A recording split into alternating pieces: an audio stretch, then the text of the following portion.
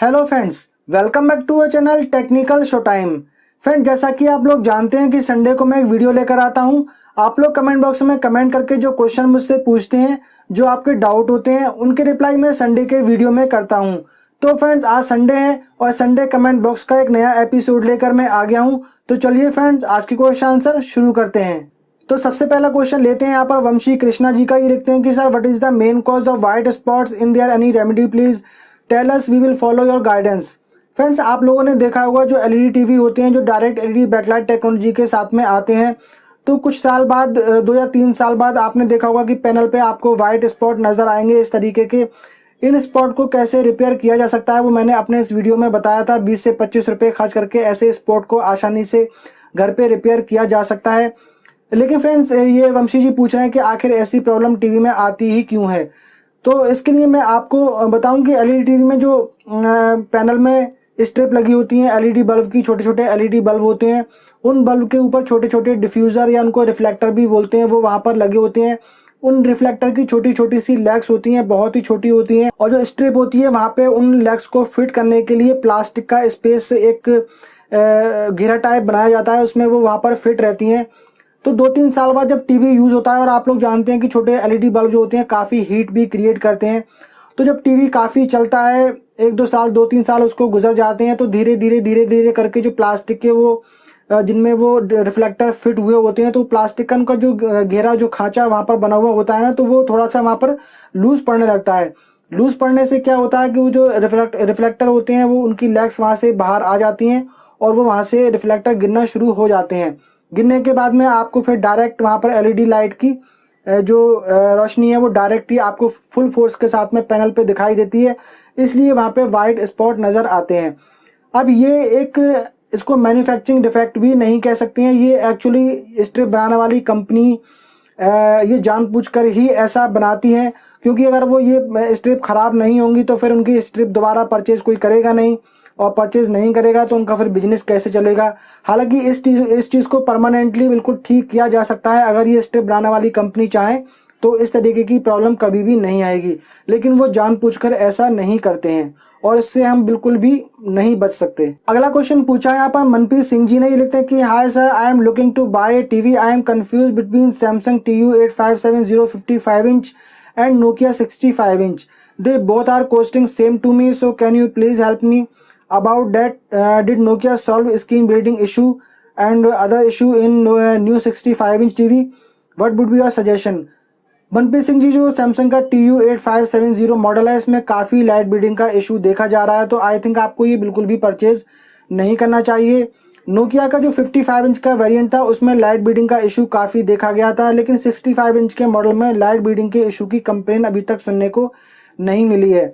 तो I think आपको Nokia का टीवी परचेज़ कर लेना चाहिए, काफ़ी बढ़िया टीवी है वो नोकिया का, और उसका लुक्स डिज़ाइन भी काफ़ी अच्छा है। 65 इंच भी आपको यहाँ पर मिल जाएगा सेम प्राइस में, तो मेरा सजेशन तो यही रहेगा। बाकी जो सैमसंग का कहना है कि जो TU8570 में लाइट ब्लीडिंग का इशू है, तो वो सैमसंग का कहना है कि वो एक नॉर्मल चीज़ है, वो प्रॉब्लम नहीं है, वो हमने टीवी को ऐसा ही बनाया है। तो अगर टीवी को ऐसा बनाया है तो आई थिंक उस टीवी को इन्हें बंद कर देना चाहिए। बहुत सारे लोगों ने कंप्लेन की है, 50-60 लोगों के तो मेरे पास ही कमेंट आ चुके हैं, व्हाट्सएप पे भी इमेजेस आई हैं, इंस्टाग्राम पे भी मुझे इमेजेस भेजी हैं। बहुत ज़्यादा लाइट ब्लीडिंग का इशू है, बहुत सारे लोगों का टीवी रिप्लेस भी किया है सैमसंग ने, और बहुत सारे लोगों का वो रिप्लेसमेंट से डिनाई भी कर रहा है। तो अगर लाइट ब्लीडिंग का इशू नहीं है, अगर वो नॉर्मल है, तो उन लोगों के टीवी भी सैमसंग ने क्यों रिप्लेस किए हैं? फिर वो तो किसी का भी रिप्लेस नहीं करना चाहिए अगर उसमें इस तरीके की प्रॉब्लम नहीं है और वो नॉर्मल है। तो मैं ये सजेस्ट करूँगा आपको कि 8570 परचेज ना करें। अगला कमेंट किया है यहाँ पर कौशलेंद्र शर्मा जी ने। लिखते हैं कि you mention that it has Chromecast support, I don't think that feature is available, also I think the RAM and UM7300 is more of UM7300 but not disclosed by LG। Kaushlendra Sharma ji ने comment किया है, जो मैंने video बनाया है LG UM7300 2019 and UN7300 2020 के comparison video पे। तो देखिए, LG के जितने भी वेब OS टीवी आते हैं सभी में ही आपको बिल्ट इन क्रोमकास्ट का सपोर्ट मिलता है, स्क्रीन ब्लेंडिंग का फीचर भी मिलता है। पिछले 8 साल से मैं LG के वेब OS टीवी यूज़ किया हूँ, कम से कम 3 टीवी यूज़ कर चुका हूँ, सभी में ही क्रोमकास्ट मिलता है। अभी लेटेस्ट टीवी में भी मेरे पास क्रोमकास्ट वर्क करता है। LG के सभी वेब OS टीवी में, आप में से बहुत सारे लोग जानते होंगे कि बिल्ट इन क्रोमकास्ट का फीचर मिल जाता है। तो इन टीवी में भी बिल्ट इन क्रोमकास्ट का फीचर दिया गया है, वो मैंने खुद चेक किया है। और रही बात रैम की और रोम की, तो देखिए अनऑफिशियली अगर मैं बताऊं तो 2 GB की रैम मिलती है आपको LG के वेब OS टीवी में, और वहाँ पर आपको 4 GB का इंटरनल स्टोरेज मिलता है। इसमें से जो अवेलेबल स्पेस है वो आपको मिलता है अप्रॉक्स 550 और 600 MB के आसपास। और LG की जो ऐप स्टोर है वहाँ पे अगर आप सारी ऐप भी यहाँ पर डाउनलोड कर लेंगे तब भी ये स्पेस वहाँ पे आपको बच जाएगा, क्योंकि बहुत ज़्यादा स्पेस से LG के जो ऐप स्टोर पे जो ऐप हैं बहुत ज़्यादा स्पेस वो ऑक्यूपाइड नहीं करती हैं। इसके स्टोरेज का बहुत ही लाइट साइज़ की वो रहती हैं। तो आई थिंक वहाँ 500 और 600 MB का स्पेस भी काफ़ी रहता है LG के वेब OS टीवी में। अगला क्वेश्चन पूछा है यहाँ पर संग्राम रूपनवर जी ने, ये लिखते हैं कि sir your videos are good sir, which one is better, Hisense 43 inch 4K TV और Toshiba 43 inch 4K TV, which one should I buy? Sangram ji देखिए, आपका बहुत बहुत शुक्रिया कि आपको अगर मेरे वीडियो अच्छे लगते हैं तो। और बात रही हाइसेंस की और तोशिबा की, तो हाइसेंस और तोशिबा आप बिल्कुल सेम हो चुके हैं। तोशिबा को परचेज़ कर लिया है हाइसेंस ने, और हाइसेंस का जो A71F मॉडल है और तोशिबा का जो U5050 2020 सीरीज़ है, दोनों ही बिल्कुल सेम है। सब कुछ वहाँ पे सेम टू सेम दिया गया है, और बस आपको वहाँ पर सॉफ्टवेयर का फ़र्क देखने को मिल जाएगा। हाइसेंस की टीवी में एंड्रॉयड सॉफ्टवेयर मिलता है और तोशिबा की टीवी में विडा सॉफ्टवेयर मिलता है, और विडा सॉफ्टवेयर भी काफ़ी बढ़िया तरीके से परफॉर्म करता है LG के वेब OS और सैमसंग के टाइजन सॉफ्टवेयर की तरह।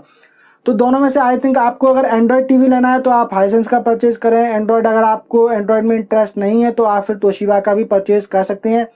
वहाँ पर क्वालिटी आपको दोनों की सेम मिलने वाली है। अगला क्वेश्चन पूछा है यहाँ पर रोहित तिवारी U&U अनबॉक्सिंग ने, ये लिखते हैं कि hello sir, please do cover this question on your Sunday Q&A session. So the question is which is the best cleaning kit which can be used while cleaning the TV, LED or OLED screen, which should be safe and did not add any spot और avoid any damage to the screen as festival season start होने जा रहा है और साफ सफाई भी शुरू होगी। तो रोहित जी देखिए, मैं अपने टीवी पे कभी किसी भी तरीके का क्लीनिंग किट यूज़ नहीं करता हूँ, किसी तरीके का कोई केमिकल यूज़ नहीं करता हूँ, ना मैं उसमें वाटर यूज़ करता हूँ अपने टीवी की स्क्रीन को क्लीन करने के लिए। हमेशा ही मैं ड्राई क्लॉथ ही वहाँ पे यूज़ करता हूँ। यहाँ पर मैं आपको यही सजेस्ट करूँगा कि हमेशा ड्राई क्लॉथ से ही आप टीवी की स्क्रीन को क्लीन करें। अगर कहीं पे कोई स्पॉट आ गया है तो आप उसको बहुत ही हल्का सा, जो क्लॉथ होता है वो हल्का सा उसको पानी में डिप करके बहुत ही उसको मामूली सा उस पर पानी लगा के और उसको फिर वहाँ पे आप उस स्पॉट को उतने ही स्पॉट को वहाँ से आप क्लीन कर दें। बाकी पूरी स्क्रीन को आप कभी भी वाटर से या किसी भी केमिकल से साफ़ करने की कोशिश ना करें। दूसरा एक चीज़ और है कि अगर आपने टीवी आप देख रहे हैं और उसको 2-3 घंटे टीवी चल रहा है, आपने उसको ऑफ़ किया है, तो ऑफ़ करने के साथ ही आप टीवी की स्क्रीन को क्लीन करने की कोशिश ना करें। उसे पहले कूल होने दें, उसे उसके नॉर्मल टेम्परेचर में आने दें, उसी के बाद ही आप टीवी की स्क्रीन को क्लीन करें। अगला क्वेश्चन यहाँ पर किया है ब्लू स्काई ने, ये लिखते हैं कि एक डिफरेंस है जो आपने बताया नहीं, और वो ये है कि UN7350 में एक्स्ट्रा सब वूफर है जो कि UM7300 में नहीं है। तो देखिए 2020 के जो LG के मॉडल्स आए हैं, जो 4K मॉडल आए हैं, उसमें LG की वेबसाइट पे मेंशन किया गया है कि इन टीवी में 20 वाट का साउंड आउटपुट दिया गया है और 10 वाट का सबवूफर दिया गया है और 2.0 चैनल दिया गया है। तो यहाँ पर मुझे डाउट है कि इनमें सबवूफर दिया गया है या नहीं दिया गया है। इसके लिए मैंने कई बार LG से कांटेक्ट किया, उन्होंने कई बार मेरी कॉल को ट्रांसफ़र किया टेक्निकल डिपार्टमेंट में। कम से कम 10 से 15 बार मैं वहाँ पे कॉल कर चुका हूँ। कई बार वहाँ पर भी उन्होंने कहा कि हम आपको चेक करके बताते हैं। उनसे मैंने ये पूछा, मेरा क्वेश्चन उनसे सीधा ये था कि अगर आपने इसमें 10 वाट का सबवूफर भी दिया है तो मुझे आप ये बताइए कि बाकी जो इंटरनल स्पीकर हैं क्या वो 5 वाट के वहाँ पर दिए गए हैं, मतलब 10 वाट के स्पीकर दिए गए हैं और 10 वाट का सबवूफर दिया गया है। दूसरा मैंने उनसे पूछा कि अगर वहाँ पर आपने 5 वाट के 2 स्पीकर लगाए हैं और 10 वाट का वहाँ पर एक सबवूफर दिया है तो फिर आपने 2.1 चैनल वहाँ पर मैंशन क्यों नहीं किया है, आपने वहाँ पर 2.0 चैनल ही मेंशन क्यों किया है। और अगर आपने वहाँ पे 10 वाट के 2 स्पीकर दिए हैं और 10 वाट का सबवूफर आपने दिया है तो फिर आपको 30 वाट साउंड आउटपुट वहाँ पे मेंशन करना चाहिए, जैसा कि आपने UM7780 में आप 35 वाट का साउंड आउटपुट लिखते हैं और 20 वाट के स्पीकर और 15 वाट का सबवूफर वहाँ पे मेंशन करते हैं। तो सेम टू सेम प्रोसीजर वहाँ पे आपको यूज़ करना चाहिए। तो एलजी के जो टेक्निकल डिपार्टमेंट वाले बंदे हैं, अब मुझे नहीं पता कि वो टेक्निकल के, मैंने तो कस्टमर केयर पे फ़ोन किया, उन्होंने मेरी कॉल को ट्रांसफ़र किया कि हम आपको टेक्निकल डिपार्टमेंट में बात कराते हैं। वहाँ पे मैंने 2-3 बार बात की, उन्होंने मेरी कॉल को होल्ड पे रखा काफ़ी देर। उसके बाद उन्होंने बताया कि सर हम आपको कॉल बैक करके बताएंगे, सर हमें थोड़ा टाइम दीजिए। उसके मेरे पास सारी कॉल रिकॉर्डिंग मैंने अपने पास रखी हुई है। तो एलजी के जो एक्सपर्ट हैं, जो उनके टेक्निकल डिपार्टमेंट के एक्सपर्ट हैं, जो कस्टमर केयर पे बैठे हुए हैं, उन लोगों को भी ये नहीं पता कि इन टीवी में सबवूफर दिया गया है या नहीं दिया गया है। तो फिर अपने वीडियो में मैं कैसे बता सकता हूँ कि इसमें सबवूफर दिया गया है या नहीं दिया गया है। अगला कमेंट किया है पर अरविंद गुप्ता जी नहीं, लिखते हैं कि ऐसा कुछ नहीं है, टीवी मॉइस्चर से ख़राब होता है मोस्टली, सेटिंग कम ज़्यादा से कोई फ़र्क नहीं पड़ता। आदमी पैसे खर्च करता है तो वो ब्राइटनेस कॉन्ट्रास्ट अपने मुताबिक सेट करेगा जिसमें उसको अच्छा दिखे।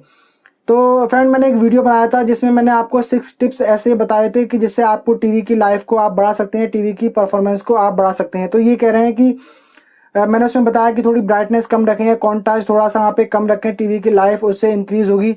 तो ये बिल्कुल सही है। देखिए, जैसे थॉमसन के जो टीवी आ रहे हैं वहाँ पे कोई भी पिक्चर सेटिंग करने का ऑप्शन नहीं दिया गया है। वहाँ पे जो एलईडी बल्ब होते हैं अपनी फुल फोर्स पे वहाँ पे जलते रहते हैं और ये आँखों के लिए भी नुकसान दे सकता है। अगर आप नाइट में टीवी देख रहे हैं और वहाँ पे आप ब्राइटनेस कम करने का आपके पास में अगर ऑप्शन नहीं है तो ये हमारी आँखों के लिए भी प्रॉब्लम क्रिएट कर सकता है। और आपने देखा होगा कि घरों में हम जो एलईडी ट्यूबलाइट लगाते हैं, एलईडी बल्ब लगाते हैं, वो अपने फुल फोर्स पे जलती हैं क्योंकि उनकी ब्राइटनेस को तो हम कम नहीं कर सकते। 1-2 महीने बाद आप देखेंगे उनकी जो रोशनी है वो धीरे धीरे डिम होना शुरू हो जाती है। एलईडी जो बल्ब हम घरों में यूज़ करते हैं उन बल्ब के अंदर वही एसएमडी बल्ब लगे होते हैं जो कि टीवी के पैनल में लगे होते हैं। तो सेम टू सेम चीज़ होती है। अगर आप फुल ब्राइटनेस रखेंगे, फुल कॉन्ट्रास्ट वहाँ पे रखेंगे तो डेफिनेटली थोड़ा सा वो जल्दी आपके जो लाइट्स है, जो ब्राइटनेस है, वो धीरे धीरे आपके टीवी की जल्दी डिम होगी और टीवी जल्दी वहाँ पर ख़राब होना शुरू हो जाएगा। तो इनका कहना है कि ऐसा कुछ नहीं है, इससे कोई भी प्रॉब्लम नहीं आती है। तो इनका मैं एग्जांपल आपको, और अगर हम पैसा खर्च कर रहे हैं तो हम फुल ब्राइटनेस रखेंगे या फुल कॉन्ट्रास्ट रखेंगे, ये हमारे ऊपर है। यहाँ पर इसका एग्जांपल मैं आपको ये दे देता हूँ कि जैसे कि बाइक है या कार है, उसका स्पीड मीटर आप देखेंगे तो वहाँ पे 340, 360, 280 के स्पीड मीटर होते हैं। तो कार वहाँ तक भाग सकती है। अब आप ये कहो कि नहीं, लेकिन अगर आप वहाँ पे 80, 90 या 100 तक कार चलाएंगे या बाइक चलाएंगे तो वो आपकी ठीक चलती रहेगी, इंजन पे भी उतना प्रेशर नहीं पड़ेगा। और आप अगर ये कहो कि नहीं भाई, मैंने तो 5 लाख 10 लाख रुपए की कार खरीदी है, मैं तो उसको 200 की स्पीड पे भगाऊंगा, मैं तो 300 की स्पीड पे भगाऊंगा, मैंने तो पैसा खर्च किया है, तो उससे आपके इंजन भी ख़राब होगा, आपको भी नुकसान हो सकता है, एक्सीडेंट होने के चांसेस हो सकते हैं, आपकी पूरी गाड़ी भी वहाँ पे डैमेज हो सकती है। तो ये कहना बिल्कुल ही बेवकूफ़ी है कि मैंने इसमें पैसा खर्च किया है तो मैं जैसे चाहूँ इसको यूज़ करूँ। हर एक चीज़ को यूज़ करने का एक प्रॉपर वे होता है, एक प्रॉपर उसका तरीका होता है। अगर उसको यूज़ करके आप चलेंगे तो डेफिनेटली टीवी ना सही, कोई भी प्रोडक्ट होगा उसकी लाइफ वहाँ पे डेफिनेटली बढ़ जाती है। अगला कमेंट किया है यहाँ पर प्रमोद कुमार जी ने, लिखते हैं कि you are giving really good and real reviews of product, big YouTuber are not giving real reviews, your channel is also growing nicely, I am one of the earlier subscriber of your channel, thanks for really good content।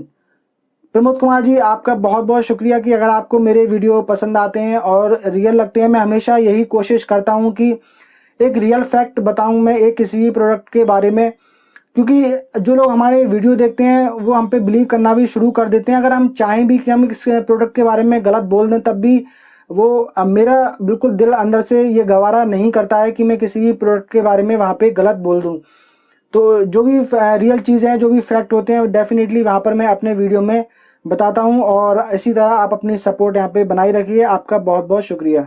अगला question पूछा है यहाँ पर यक 750i ने, इनका भी जो एलईडी टीवी में वाइट स्पॉट आते हैं उसी के बारे में क्वेश्चन है, क्या कि ये एलजी के टीवी में ही आते हैं, अदर ब्रांड्स में भी आते हैं। देखिए, ये जो प्रॉब्लम होती है वो डायरेक्ट एलईडी बैकलाइट टेक्नोलॉजी वाले टीवी में मोस्टली देखी जाती है, उन्हीं में ही आती है।